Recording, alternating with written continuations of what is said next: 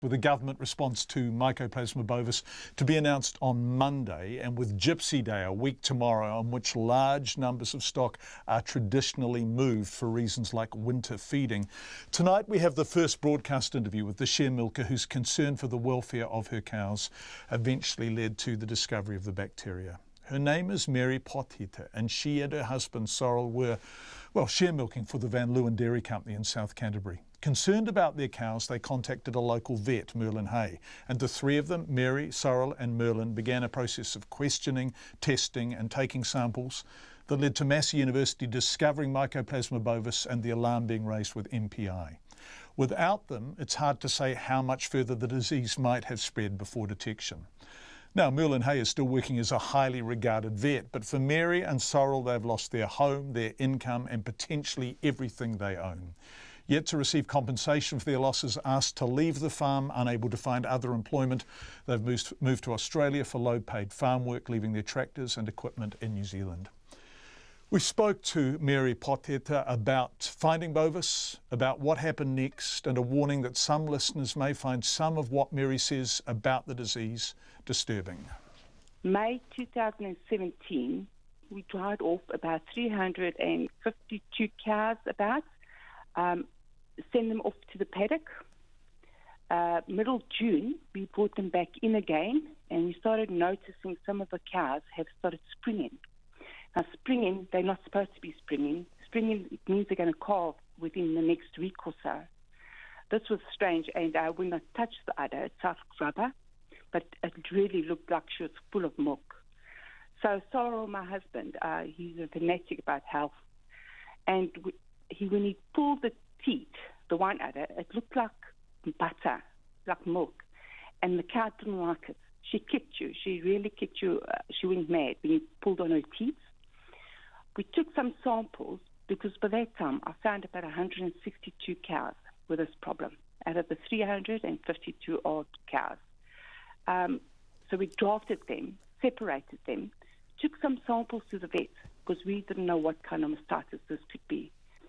So the vet, Merlin Hay, she's our vet, she sent the samples away and it came back as nothing wrong with it. No cultures, nothing wrong with it.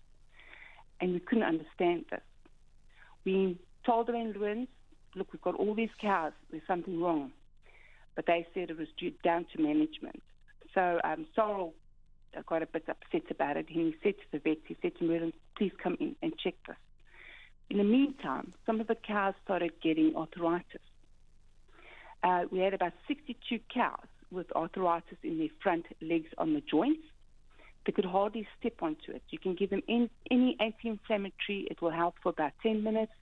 Then she can't walk on it. Merlin, our vet, asked for one of the cows to be culled, and she did an autopsy on the leg.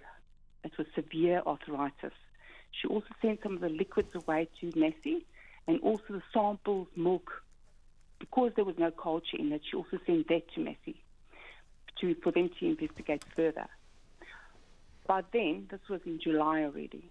By middle of July, we were told we've got Mycoplasma bovis. And what was the reaction from the farmer you were working for?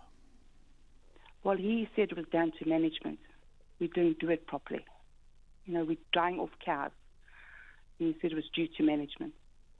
So the symptoms that you were experiencing and that you were really concerned about, and in the case of mastitis, which you seem to see in about a half of that particular herd, you were told by the farmer was a result of poor care by you? Yes. If you put it down to normal words, yes. We weren't doing our job properly. And what was the response when you learnt formally through testing that it was Mycoplasma bovis? Well, we didn't know what it was. First time we ever heard that word.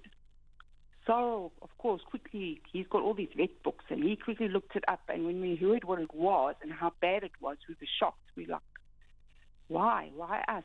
Why? By that time, we had about 8 herds running around the farm. The milkers, the first herd, milkers, the second herd, the sick cows, the normal mastitis cows, then you had the suspect cows, the ones that have got Mycoplasma, and then you've got the dry cows and also the springers. So, yes, by that time, our milk production also started dropping. I mean, by June, we were 83% ahead of production that farm has ever done. But by July, our milk started dropping. By August, we were told to start making some staff redundant. We wouldn't be able to pay them. This wasn't in my budget. This redundancy package was not in my budget. We've got a lot of machinery on that farm. We still got 3 tractors, 140 plus horsepower tractors, mixer wagons, silage wagons, and 13 tows. Anything to make our work easier. By the time we paid the staff the redundancy pay, that was fine, but MPR won't refund you for that. Then, of course, the milk started dropping even more. The way we were, taking cows out, we couldn't milk them. Milk started dropping even more. So as the Sharemilkers, and forgive such a towny question, Mary, but as the Sharemilkers, you employ people, you run the business, you operate, you bring your own machinery in, for example, the tractors you were talking about. Yes, exactly. Yes. Staff is my problem. Machinery is our problem. As Sharemilkers, that's all our problem. Machinery, staff, petrol, diesel, electricity, and rubberware. So when did you stop earning income? By end of November, I stopped. We got our last milk check for November, which wasn't a big one, and that was the last money I received. And what are you living on now? My credit card. I think the banks aren't going to be happy to hear this, but yes, we're living on our credit card. And where are you living now, Mary? We're in Victoria, in Sale, in Australia. We had to get off the farm, and we got a letter saying that we must vacate the farm by April. So by March, we had a job offer here in Australia, because in New Zealand, that time of the year, you don't find a job. For Sharemilkers, you don't find jobs in the middle of March. And since then, I bought a caravan on my credit card. I bought a car on my credit card, and we just went for interviews. Travelled from Western Australia to Victoria just for interviews. We just went for interviews. And I can say we did find a job, a position, but it only starts the end of June. I'm just reading in the New Zealand Herald, Mr. Van Leeuwen talking about how devastating it's been for the Van Leeuwen Dairy Group.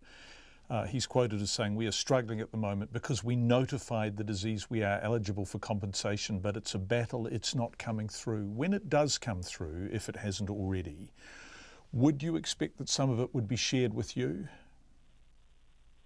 Well, yes, of course. 22% of the milk production that we would have done must come to us. Have you received any of that compensation? Have you received what you believe you are entitled to? Nothing. John, nothing. They're going to have to, if NPR doesn't pay up soon, I'll have to declare myself bankrupt. Mary, I want to go back to your concern, alarm over the condition of the cows. You said roughly half that herd of 350 had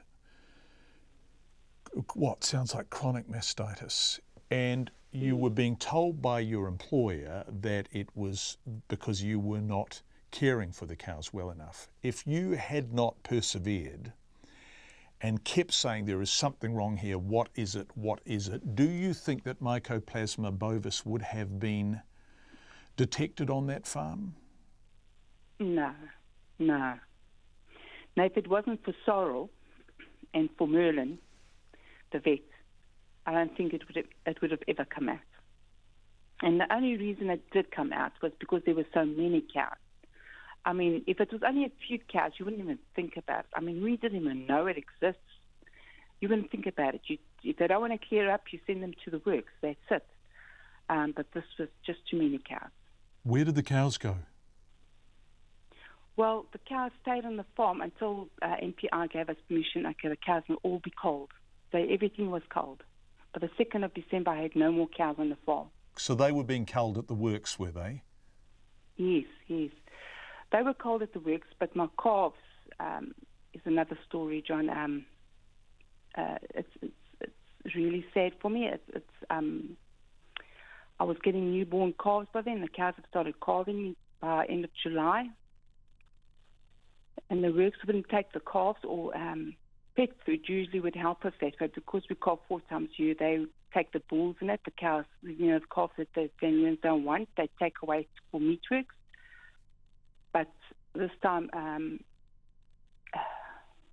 pet food had come,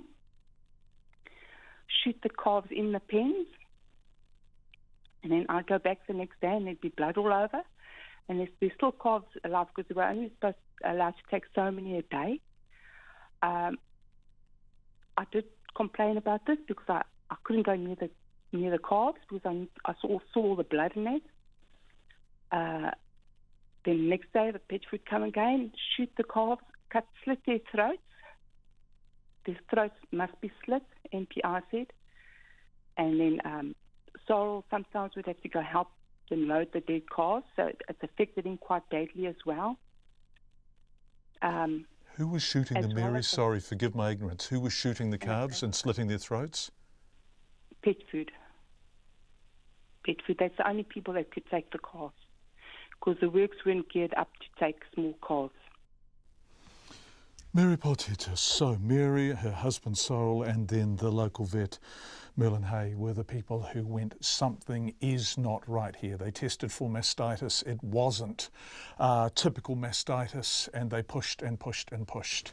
Eventually, of course, the rest is history. MPI raised the alarm, and a response, which we will see finalised from the government on Monday, began. MPI has not responded to our request for an interview or for a statement. We do hope to hear from them before the end of the program. In fact, they are going to be live after the 6 o'clock news, so we're delighted to say that we will hear from MPI after the 6 o'clock news. The Van Lewins, who owned the South Canterbury farm where Merrill and Sorrel were Sharemilkers, have not returned our calls today or responded to questions we emailed. We do hope to hear from them too.